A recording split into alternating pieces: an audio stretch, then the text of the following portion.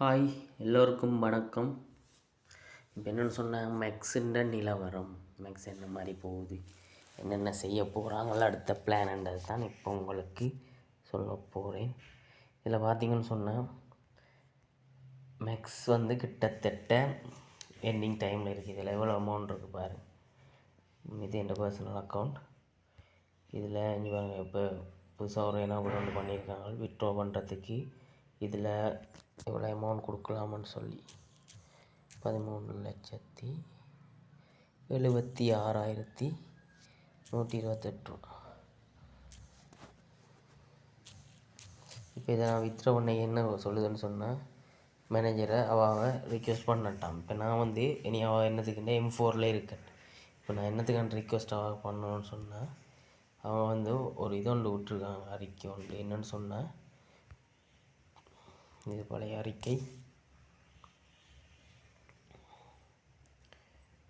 மேக்ஸில் இப்போ என்னத்தை சொல்லுவேன், அடுத்ததில் பார்த்தீங்களோ என்னென்னு சொன்னால் இப்போ 2 நாளைக்கு முதல் எல்லோரும் பார்த்துருப்பீங்க. முதல்ல போன விக்ட்ரோவில் நிப்பாட்டி ஓடிட்டேன்னு சொல்லி ஒரு இது காரணத்தை சொன்னாங்க. பிறகு பார்த்தா இப்போ ஒரு 2 நாளைக்கு பிறகு மண்டே மண்டே பார்த்தீங்கன்னு சொன்னால் அவங்களுக்கு ஐடென்டி வெரிஃபிகேஷன் அதுக்குரிய அமௌண்ட் ஒரு மாதிரி போட்டிருந்தாங்க. M1க்கு 2,000 ரூபா, M2க்கு அப்படி அந்த மடங்கில் போய் கொண்டு வந்துச்சு. இப்போ வித்ட்ரோவல் எனோவல் பண்ணுறதுக்கு 1,000 ரூபா M1க்கு அப்படின்ட்டு ஒரு இதை போட்டிருக்காங்க. வித்ட்ரோவல் எனோவல் பண்ணுறது என்னதுக்கு இந்த பேமெண்ட், இந்த ஐடியில் எவ்வளவோ காசு கிடக்கு, அதை அவங்க எடுத்து எனோவல் பண்ணி கொள்ளலாம். இன்னொன்று பார்த்தீங்கன்னு சொன்னால் இது ஃபுல் ஸ்கேம். அதாவது இதே பாணியில் TMன்னு சொல்லி ஒரு நெட்வொர்க் இருந்து இதே மாதிரி தான் சகலதும் நடந்தது. இதே மாதிரி காசெல்லாம் போட்டு இப்போ ஏற்கனவே போட்டாக்கள் நிறைய பேர் பேமெண்ட் எடுக்கல. அதுக்குள்ளேயும் இதில் இன்னும் போட வைப்பாங்க. இப்போ போட வச்சினோன்னு இதையும் அவங்க போட்டாக்கள் அதை எடுக்கணும். இப்போ எடுக்கணுமென்றதுக்காண்டி நிறைய பேர் போடுவாங்க பேமெண்ட்டை. அதையும் சுருட்டி கொண்டு வலிக்கிறது தான் அவங்களோட பிளான். அதோடு பார்த்திங்கன்னு சொன்னால் நிறைய பேர் பாவம். இப்போ நான் 1 மாதத்துக்கு முதலே நிறைய பேர்கிட்ட சொல்லிட்டேன், புதுசாக யாரையும் ஜாயின் பண்ண வேணாம், யாரும் நீவா இணைய வேணாம், வர்ற ப்ராஃபிட்டை எடுத்துக்கொண்டு. ஏன்னு சொன்னால் நாங்கள் கொஞ்சம் ஏர்லியாக ஜாயின் பண்ணாக்கள், நாங்களோட டீம் எல்லாருமே அவங்க எல்லாருமே நல்லா ப்ராஃபிட் எடுத்தாக்கள். ஒரு சிலர் அப்படி நான் சொல்லியும் ப்ராஃபிட் எடுத்தும் அவங்களுக்கு ஒரு அட்வைஸ் பண்ணியும் அவங்கள அதை ஏற்க மறுத்து இன்னும் ஒரு சிலரை அவைகள் சேர்த்தவை. அவை என்னென்னு சொன்னால் 100% கிட்ட ரெஃபரல் இன்கம் கொடுத்தவை. அவை இந்த ரெஃபரலாகாண்டி செய்தினமோ இல்லைன்னு சொன்ன இந்த சான்ஸில் முன்னேறலாம்னு பார்த்து செய்தினமோ தெரியலை. இது சான்ஸ் இல்லை, இது பொறி வச்சு பிடிக்கிற மாதிரி. அதாவது ராலை போட்டு திமிங்கலமோ முதலையை பிடிக்கிற மாதிரி தான் அந்த நெட்வொர்க். ராலை போட்டு சுறாவை பிடிக்கிற மாதிரி தான் எல்லோரும் அநியாயமாக காசுகளை வேஸ்ட் ஆகிடுவேன். அதே மாதிரி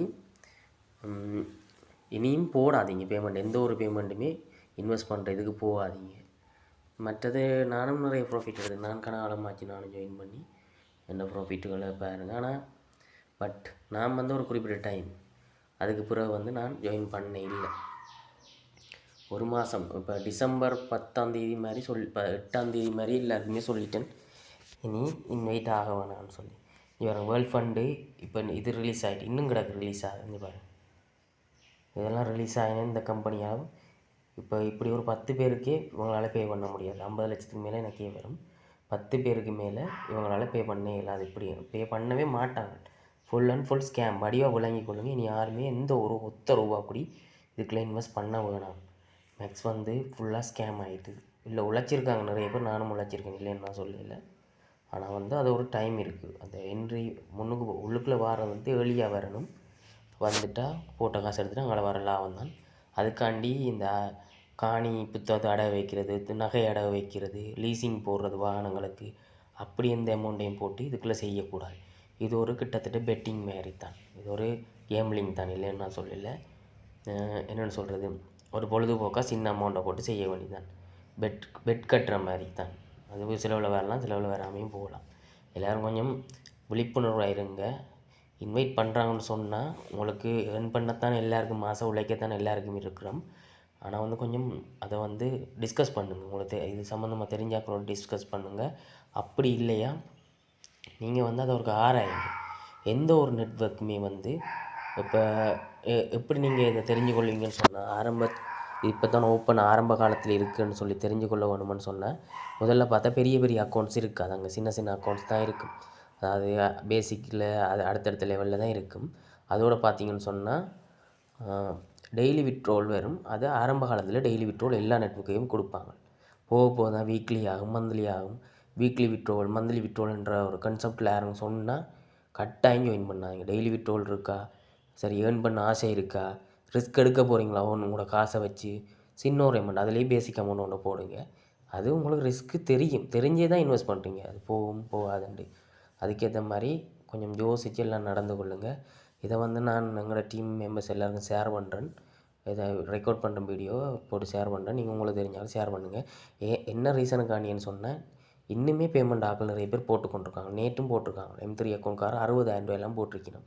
அதை விட சின்ன சின்ன அக்கௌண்ட்லாம் போட்டு அதே போட்டு இப்படி இப்போ வாலெட்டில் 15-20 லட்சம் இருக்குது, இது சின்ன அமௌண்ட்னா போட்டால் வருமெண்டு கண்டிப்பாக நினைக்காங்க. வரவே வராது. நான் அடிச்சு 100% சொல்கிறேன், பேமெண்ட் வரவே வராது. இதே மாதிரி தான் டிஎம்லேயே நடந்தது, ஃபுல் ஸ்கேம். இது உழைக்கும் வரைக்கும் உழைச்சி நாங்கள் தான் இல்லைன்னு சொல்லலை. ஸ்கேம் ஆகிற டைம் கொஞ்சம் சேஃபாக நாங்களும் இருந்து கொள்ளணும். அதுக்கேற்ற மாதிரி இருந்து கொள்ளுங்கள் எல்லோரும். சரி, ஓகே, நன்றி.